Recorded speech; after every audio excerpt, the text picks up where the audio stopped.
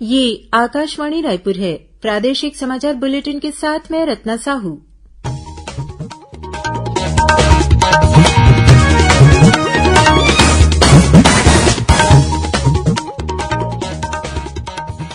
और अब पेश है आज के मुख्य समाचार। केंद्रीय गृह और सहकारिता मंत्री अमित शाह ने आज जगदलपुर में आकाशवाणी द्वारा प्रसारित किए जाने वाले हल्बी बोली में साप्ताहिक समाचार बुलेटिन का वर्चुअल शुभारंभ किया। केंद्रीय गृह मंत्री जगदलपुर में सीआरपीएफ के 84वें परेड दिवस समारोह में हुए शामिल। सुकमा जिले में स्थित पोटकपल्ली कैंप का दौरा किया। इलाहाबाद हाईकोर्ट के न्यायाधीश रमेश सिन्हा को छत्तीसगढ़ हाईकोर्ट का मुख्य न्यायाधीश नियुक्त किया गया। और राष्ट्रीय महिला आयोग की अध्यक्ष रेखा शर्मा ने कहा कि छत्तीसगढ़ में महिला अपराध से जुड़ी शिकायतें लगातार बढ़ रही है।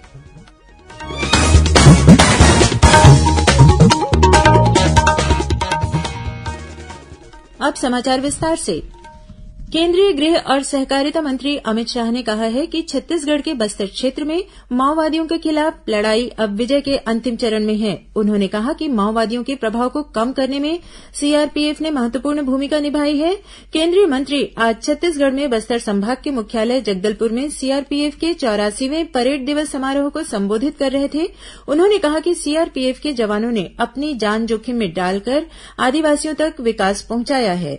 हमारे सुरक्षा बलों ने वामपंथी उग्रवाद के खिलाफ विगत 9 सालों में एक मजबूत लड़ाई लड़ी है और हर मोर्चे पर हमने विजय हासिल की। उनको पीछे धकेलने में तो सफलता प्राप्त की ही है, परंतु साथ साथ जो वामपंथी उग्रवादी आदिवासियों के विकास के बीच में रोड़ा बने थे, न स्कूल वहां पहुंचती थी, न दूरसंचार वहां पहुंचता था, मोबाइल टावर नहीं बनते थे, रोड नहीं पहुंचते थे, सस्ते अनाज की दुकानें नहीं पहुंचती थी, फ्री ऑफ कॉस्ट चावल नहीं पहुंचता था, अस्पतालें नहीं बनती थी, स्कूलें नहीं बनती थी, कॉलेज का सवाल ही खड़ा नहीं होता था।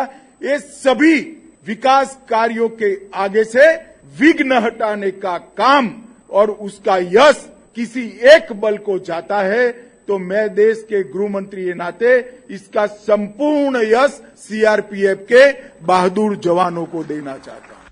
आयोजन के दौरान केंद्रीय मंत्री ने आकाशवाणी द्वारा प्रसारित किए जाने वाले हल्बी बोली में साप्ताहिक समाचार बुलेटिन का वर्चुअल शुभारंभ किया। आकाशवाणी के प्रयासों की सराहना करते हुए गृह मंत्री श्री शाह ने कहा कि इस प्रसारण के माध्यम से इस क्षेत्र के लोग स्थानीय भाषा में देश दुनिया के समाचार जान पाएंगे। यह समाचार सेवा प्रधानमंत्री नरेंद्र मोदी की स्थानीय बोली के प्रति प्रोत्साहन और संवर्धन की नीति को दर्शाती है। हल्बी भाषा में साप्ताहिक समाचार बुलेटिन भी आकाशवाणी ने शुरू किया है। छत्तीसगढ़ के अंदर आदिवासियों की भाषा में पहला बुलेटिन, समाचार बुलेटिन शुरू करने के लिए मैं आकाशवाणी और दूरदर्शन को बहुत बहुत साधुवाद देता हूं। इससे न केवल हमारी स्थानीय भाषाएं मजबूत होगी, इस क्षेत्र में रह रहे आदिवासियों को अपनी ही भाषा में देश और दुनिया में जो कुछ भी घटित होता है, इसके समाचार सीधे मिल पाएंगे। इससे देश और दुनिया के साथ उनका संपर्क और उनकी जानकारी भी समृद्ध होगी, इसका मुझे विश्वास है। इस अवसर पर प्रसार भारती के मुख्य कार्यकारी अधिकारी गौरव द्विवेदी भी उपस्थित थे। मीडिया से बात करते हुए उन्होंने कहा कि दूर दराज के ग्रामीण इलाकों में लोगों तक समाचार और अन्य सूचनाएं पहुंचाने में स्थानीय भाषाएं और बोलियां सबसे कारगर साबित होती हैं। सुदूर ग्रामीण क्षेत्रों में जहां पर हिंदी या अंग्रेजी का प्रचलन कुछ कम है, वहां तक समाचार पहुंचाने के लिए और अन्य जानकारी पहुंचाने के लिए स्थानीय भाषाएं सर्वोत्तम रहती हैं। और इसी कड़ी में यहां बस्तर क्षेत्र में जो सर्वाधिक प्रचलित हल्बी भाषा है, उसमें एक साप्ताहिक न्यूज बुलेटिन का उद्घाटन माननीय केंद्रीय गृह मंत्री जी द्वारा अपने बस्तर प्रवास के दौरान किया गया है। और मैं आभार व्यक्त करता हूं माननीय केंद्रीय गृह मंत्री जी का और हमारे सूचना एवं प्रसारण के मंत्री जी माननीय श्री अनुराग सिंह ठाकुर जी का, जिन्होंने बड़ी तेज गति के साथ में हमें इस कार्यक्रम को लॉन्च करने के लिए सहयोग दिया। 15 मिनट का हल्बी साप्ताहिक समाचार बुलेटिन आकाशवाणी के जगदलपुर केंद्र से प्रत्येक रविवार को सुबह 7:30 बजे प्रसारित किया जाएगा। इससे पहले केंद्रीय मंत्री ने शहीद स्मारक पर माल्यार्पण किया और फिर जगदलपुर के पास करनपुर में केंद्रीय रिजर्व पुलिस बल परिसर में परेड की सलामी ली। इस भव्य परेड में सीआरपीएफ के विभिन्न सेक्टर के 8 दस्ते शामिल हुए। इस मौके पर केंद्रीय मंत्री ने उत्कृष्ट कार्य करने वाले अधिकारियों और जवानों को वीरता पदक और विभिन्न श्रेणियों में सर्वश्रेष्ठ प्रतिष्ठानों के लिए ट्रॉफियां प्रदान की। केंद्रीय मंत्री अमित शाह ने आज अपने छत्तीसगढ़ प्रवास के दौरान सुकमा जिले में माओवाद प्रभावित इलाके में स्थित पोटकपल्ली कैंप का भी दौरा किया। वहां उन्होंने सीआरपीएफ, डीआरजी और एसटीएफ के जवानों से मुलाकात कर उनकी हौसला अफजाई की। इलाहाबाद हाईकोर्ट के न्यायाधीश रमेश सिन्हा को छत्तीसगढ़ हाईकोर्ट का मुख्य न्यायाधीश नियुक्त किया गया है। न्यायाधीश रमेश सिन्हा के नाम की अनुशंसा सुप्रीम कोर्ट के कॉलेजियम ने की थी। छत्तीसगढ़ हाईकोर्ट में पूर्णकालिक नियुक्ति के पहले जस्टिस गौतम भादुड़ी को कार्यवाहक मुख्य न्यायाधीश नियुक्त किया गया था। केंद्रीय विधि और न्याय मंत्रालय की ओर से जारी आदेश में छत्तीसगढ़ हाईकोर्ट में न्यायाधीश रहे प्रीतिंकर दिवाकर को इलाहाबाद हाईकोर्ट का मुख्य न्यायाधीश बनाया गया है। मुख्यमंत्री भूपेश बघेल आज मुंगेली जिले के सरगांव में आयोजित भरोसे का सम्मान कार्यक्रम में शामिल हुए। इस मौके पर उन्होंने किसान न्याय योजना की चौथी किश्त के रूप में 23,23,000 किसानों के खाते में 1,793 करोड़ रूपये की राशि ऑनलाइन जारी की। मुख्यमंत्री ने सरगांव में नगरीय भूमिहीन मजदूर न्याय योजना का शुभारंभ किया। इस अवसर पर उन्होंने ग्रामीण भूमिहीन कृषि मजदूरों के खाते में करीब 150 करोड़ रूपये की सहायता राशि जारी की। श्री बघेल ने गोधन न्याय योजना के तहत 6 करोड़ 34 लाख रूपये की राशि का भुगतान भी संबंधित हितग्राहियों के खाते में किया। इस अवसर पर मुख्यमंत्री ने जिले में 731 करोड़ 54 लाख रूपये के विभिन्न विकास कार्यों का लोकार्पण और भूमिपूजन किया। कार्यक्रम में मुख्यमंत्री ने बेरोजगारी भत्ता योजना के वेब पोर्टल का लोकार्पण करने के साथ ही छत्तीसगढ़ सामाजिक आर्थिक सर्वेक्षण के एप्लीकेशन को भी लॉन्च किया। वहीं मुख्यमंत्री ने ग्रामीण युवाओं में उद्यमिता को प्रोत्साहित करने के उद्देश्य से Mahatma Gandhi rural industrial park योजना के तहत 278 मल्टी एक्टिविटी सेंटर का लोकार्पण भी किया। इस अवसर पर मुख्यमंत्री ने कहा कि प्रदेश में प्रधानमंत्री आवास योजना से वंचित हितग्राहियों का सर्वे कराकर उन्हें आवास उपलब्ध कराया जाएगा। खबरों का सिलसिला जारी रहेगा। अभी वक्त है एक छोटे से विराम का।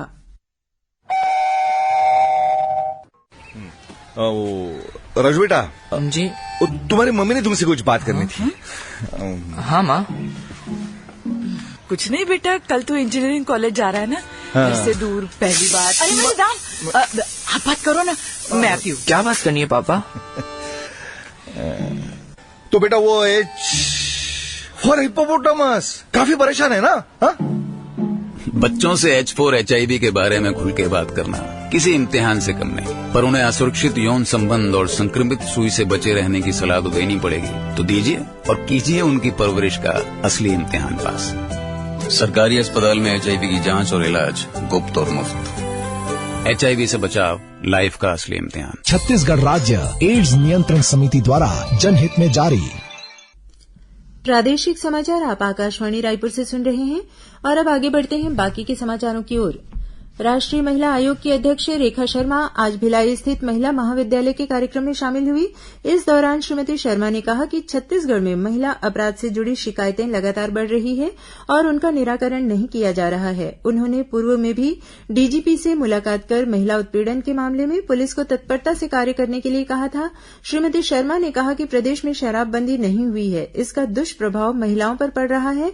उन्होंने कहा कि राष्ट्रीय महिला आयोग महिलाओं को आत्मनिर्भर बनाने के लिए अनेक कार्यक्रम आयोजित कर रहा है। केंद्र सरकार ने अपने कर्मचारियों और पेंशन धारकों का महंगाई भत्ता 4% बढ़ा दिया है। इस प्रकार केंद्रीय कर्मियों और पेंशन भोगियों का महंगाई भत्ता बढ़कर 42% हो गया है। इसका लाभ इस वर्ष 1 जनवरी से केंद्र सरकार के 47 लाख कर्मियों और 69 लाख से अधिक पेंशन भोगियों को मिलेगा। प्रदेश के आबकारी मंत्री कवासी लखमा ने कहा है कि आदिवासी समाज के लोग सामाजिक एकता के साथ समाज सुधार के कार्य करें। उन्होंने कहा कि पेसा कानून को मजबूत बनाने के लिए एकजुट होकर कार्य करना जरूरी है। रायपुर के शहीद स्मारक भवन में छत्तीसगढ़ राज्य अनुसूचित जनजाति आयोग द्वारा आयोजित अनुसूचित जनजाति सम्मेलन में श्री लखमा ने कहा कि समाज के लोगों को शिक्षा के प्रति जागरूक करना जरूरी है। कार्यक्रम में खाद्य मंत्री अमरजीत भगत ने अनुसूचित जनजाति आयोग के वार्षिक लेखा जोखा को प्रस्तुत किया और कहा कि आदिवासियों को बराबरी का दर्जा देने के लिए राज्य सरकार अनेक कदम उठा रही है। केंद्रीय आर्थिक मामलों की मंत्रिमंडलीय समिति ने प्रधानमंत्री उज्ज्वला योजना के तहत प्रति एलपीजी सिलेंडर 200 रूपये की सब्सिडी को 1 वर्ष के लिए बढ़ा दिया है। 1 मार्च 2023 की स्थिति के अनुसार प्रधानमंत्री उज्ज्वला योजना के लाभार्थियों की कुल संख्या 9,59,00,000 है। केंद्रीय सूचना और प्रसारण मंत्री अनुराग सिंह ठाकुर ने कल नई दिल्ली में कहा कि 1 वर्ष में 12 सिलेंडर तक 200 रूपये की सब्सिडी मिलेगी। प्रादेशिक समाचार एकांश आकाशवाणी रायपुर द्वारा प्रस्तुत कार्यक्रम जिले की चिट्ठी का प्रसारण कल शाम 6:05 से 6:10 तक किया जाएगा। इस कार्यक्रम को छत्तीसगढ़ स्थित आकाशवाणी के सभी केंद्र रिले करेंगे। इस बार के अंक में कोंडागांव जिले की गतिविधियों के बारे में जानकारी दी जाएगी। और अब पेश है मौसम का हाल। अगले 24 घंटों के दौरान प्रदेश में कुछ स्थानों पर हल्की से मध्यम वर्षा होने या गरज चमक के साथ छींटे पड़ने की संभावना है। मौसम विभाग से मिली जानकारी के अनुसार एक द्रोणिका कर्नाटक से झारखंड तक बनी हुई है। इसके प्रभाव से छत्तीसगढ़ में 1-2 स्थानों पर गरज चमक के साथ अंधड़ चलने, वज्रपात होने और ओले गिरने की संभावना है। और अब कुछ खबरें संक्षेप में। राज्यपाल विश्वभूषण हरिचंदन से आज राजभवन में छत्तीसगढ़ ओडिशा सब एरिया कमांड के ब्रिगेडियर विघ्नेश महंती ने सौजन्य भेंट की। इस दौरान उन्होंने राज्यपाल को सैनिक क्रियाकलापों और गतिविधियों से अवगत कराया। प्रदेश के स्कूल शिक्षा मंत्री प्रेमसाय सिंह टेकाम ने कहा है कि शिक्षक संवर्ग की पदोन्नति के बाद पदांकन काउंसिलिंग के माध्यम से किया जाएगा। इस संबंध में उन्होंने स्कूल शिक्षा विभाग के प्रमुख सचिव को कार्रवाई सुनिश्चित करने के लिए कहा है। आदिवासी शिक्षिका से दुष्कर्म के मामले में जांजगीर की विशेष अदालत ने पलाश चंदेल की अग्रिम जमानत याचिका निरस्त कर दी है। अंबिकापुर स्थित आदिवासी छात्रावास की संचालिका से मारपीट करने के मामले में पुलिस अधीक्षक प्रशांत अग्रवाल ने रायपुर के यातायात थाने में पदस्थ निरीक्षक राकेश चौबे को निलंबित कर दिया है। कोरबा जिले के बांगो थाना में पदस्थ एएसआई की हत्या के मामले में पुलिस ने एक युवक को गिरफ्तार किया है और रायगढ़ पुलिस ने 6 किलो गांजे के साथ 2 युवकों को गिरफ्तार किया है। जब्त गांजे की कीमत करीब 60,000 रूपये बताई गई है। अंत में मुख्य समाचार एक बार फिर। केंद्रीय गृह और सहकारिता मंत्री अमित शाह ने आज जगदलपुर में आकाशवाणी द्वारा प्रसारित किए जाने वाले हल्बी बोली में साप्ताहिक समाचार बुलेटिन का वर्चुअल शुभारंभ किया। केंद्रीय गृह मंत्री जगदलपुर में सीआरपीएफ के 84वें परेड दिवस समारोह में हुए शामिल। सुकमा जिले में स्थित पोटकपल्ली कैंप का दौरा किया। इलाहाबाद हाईकोर्ट के न्यायाधीश रमेश सिन्हा को छत्तीसगढ़ हाईकोर्ट का मुख्य न्यायाधीश नियुक्त किया गया। और राष्ट्रीय महिला आयोग की अध्यक्ष रेखा शर्मा ने कहा कि छत्तीसगढ़ में महिला अपराध से जुड़ी शिकायतें लगातार बढ़ रही है। इसी के साथ प्रादेशिक समाचार बुलेटिन समाप्त हुआ। नमस्कार।